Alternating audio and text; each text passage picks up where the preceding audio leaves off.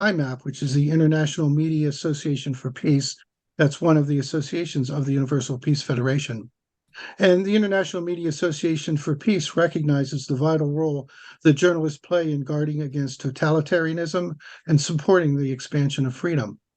IMAP represents a worldwide professional network of journalists who support a socially responsible and moral media to convey accurate content, address the challenges of our time based on the highest principles of ethical journalism, and understanding that universal values are key elements of a world of peace.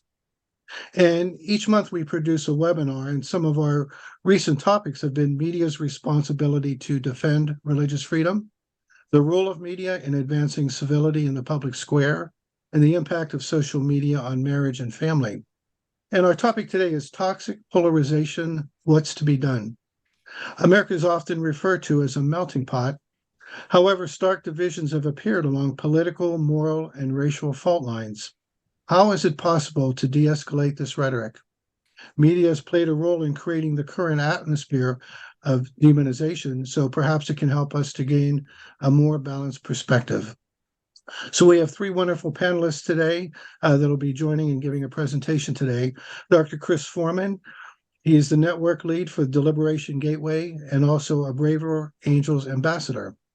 And Dr. Frank Kaufmann is president of 12 Gates Foundation and the founder of the Settlement Project. And Ms. Cheryl Wettstein is a senior advisor with the Times Global Media Group and also a former reporter for the Washington Times.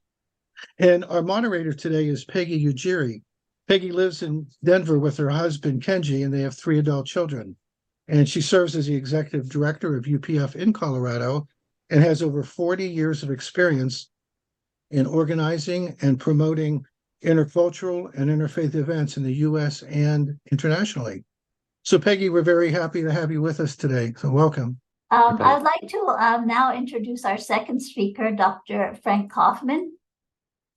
And thank you for coming on, Dr. Kaufmann. Frank Kaufmann is the president of the Settlement Project, and he has worked in the area of international relations and peace mediation for over 40 years, including negotiations during the first Gulf War, mediation in revolutionary centers of the southern Philippines, work in conflict zones such as Israel and Palestine, India and Kashmir, and north-south Nigeria. He has served in refugee camps in Croatia and at the Eritrea-Ethiopia border. So almost all the hotspots that are out there. Dr. Kaufmann completed his doctoral studies at Vanderbilt University. He's a widely published and a known speaker on social, cultural, and political dimensions of current affairs. Frank is also the editor-in-chief of the New World Encyclopedia, a widely used values-based general knowledge encyclopedia. Dr. Kaufmann serves on boards for several international peace organizations. Please join me in welcoming Dr. Frank Kaufmann. Oh, you're muted, Dr. Kaufmann. Thanks very much, Peggy. Nice to see you after many years. I'd like to thank Professor Chris for that great talk. I love the last slide, the hands making the light bulb. That was cool. And Bill Dart, I run the 12 Gates Foundation, which is an interreligious peace organization. And Bill Doherty helped our organization create Braver Angels Conversations for Interreligious Dialogue. We tried to get Braver Angels to just add that, but they weren't interested. They have your mission and your hands full. So he helped us build Braver Angels Dialogues for religious conversations, which are also going very well. I'd like to thank the organizers. I'll share my screen here.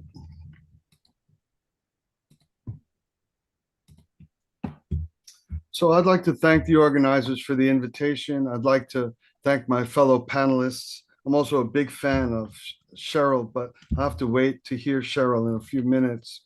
And I'd like to thank everyone who's logged on today. I've been asked to speak for 10 to 12 minutes on the topic of toxic polarization and what's to be done.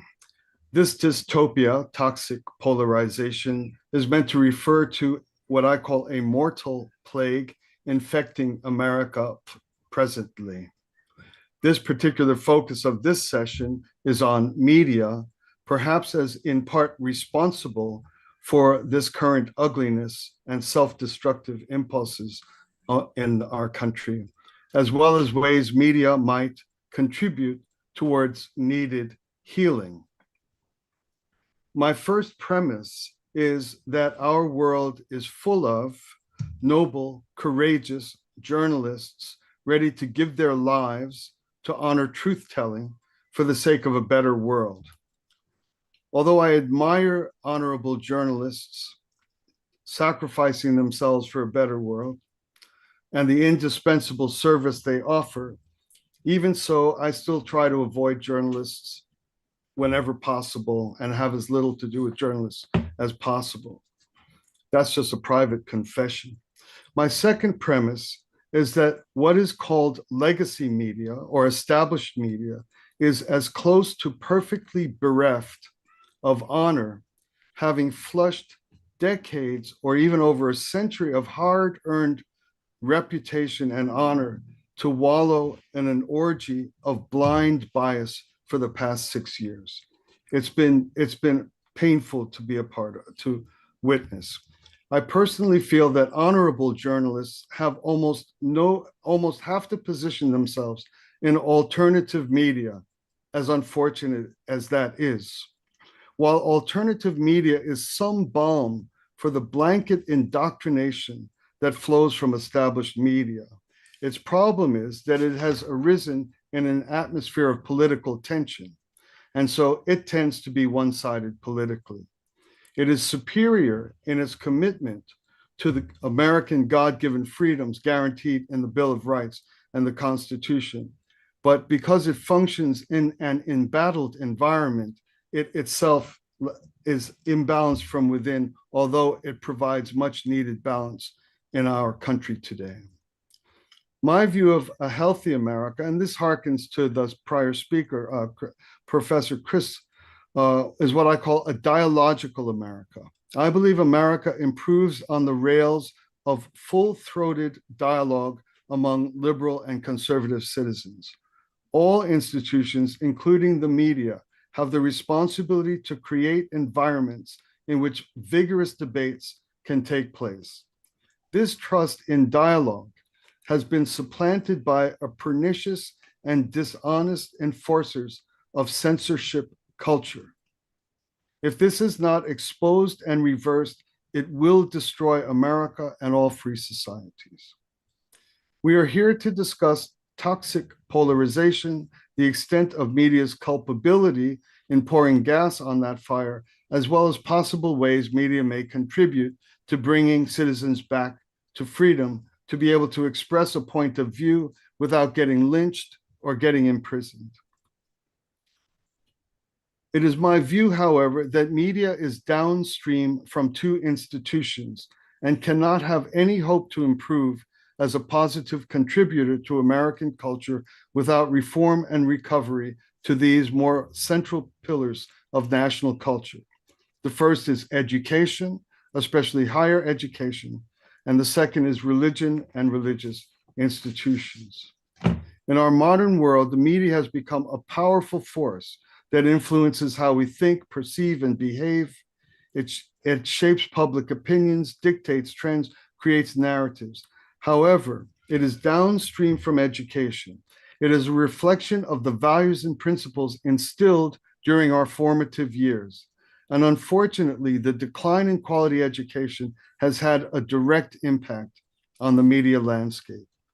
Colleges and universities, once revered as institutions of higher learning and intellectual growth, instead have become hotbeds of ideological bias and political correctness. Instead of encouraging critical thinking and open dialogue, they have become echo chambers, stifling diverse perspectives and free thought. As a result, the media, which draws its talent from these institutions, has lost its objectivity and fairness. The decline of truth-seeking and comfort with aggressive regimes of censoring dissenting opinions begins in the colleges, universities, and journalism schools that indoctrinate rather than educate. Whatever is called the media is made up of what universities produce to feed that industry with its personnel. But the second institution that I want to call attention to is religion, the churches and religion. These have historically played a pivotal role in shaping the moral fabric of our society. It is my view that religions have the mission to stand courageously and protect the front lines of character development, moral clarity, and civic mindedness. These are the values that once served as the foundation for our nation, values that allowed America to grow and improve for centuries, to transcend the faults and difficulties we grow out of. These are values that were once held passionately by both liberals and conservatives, and values that allow us to engage one another intensely yet respectfully. But these have been neglected. I believe these values, character development, moral clarity, and civic mindedness come entirely from the family, the core unit of society. I believe it's my view that the church and all religions in America have the sole purpose to make the difficult work of creating good families possible. And I believe that work has generally or basically been abandoned. Churches and religions should be at the forefront of defending and nurturing the family. Everything needed to become decent and respectful is provided in the family.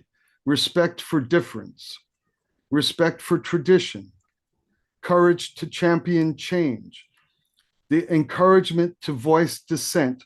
All of these are in the natural fabric of family life. Once the church and religions cowered from the moral stance needed to protect families, the state stepped in and is now looked upon as the arbiter of virtue. This is absolutely the path to fascism. Establishment media longs to be characterized and understood as virtuous, and so it becomes a mouthpiece for the state, determined to govern speech and even thought. The wedding between the government and media as the self-appointed arbiters of virtue leads to censorship, which leads to toxic polarization. Finally, once again, I do not put this at the feet of the media. I seek the arising of religious and spiritual forces in America that can recover the noble task of defending the importance of family. People from good families do not go to college in order to be told who to love and who to hate. They go to college and they expect their colleges to teach them the wonders of learning, inquiry, debate, and discovery. I have very much more to say about the impact and future of media because I am especially invested in this area through much of my work. To conclude, major frontiers for media reform will have to take very great consideration of social media and the emergent technologies of AI and AGI. That's an entire topic for another conversation, but I thank you very much for the chance to offer a few thoughts today. Thank you very much.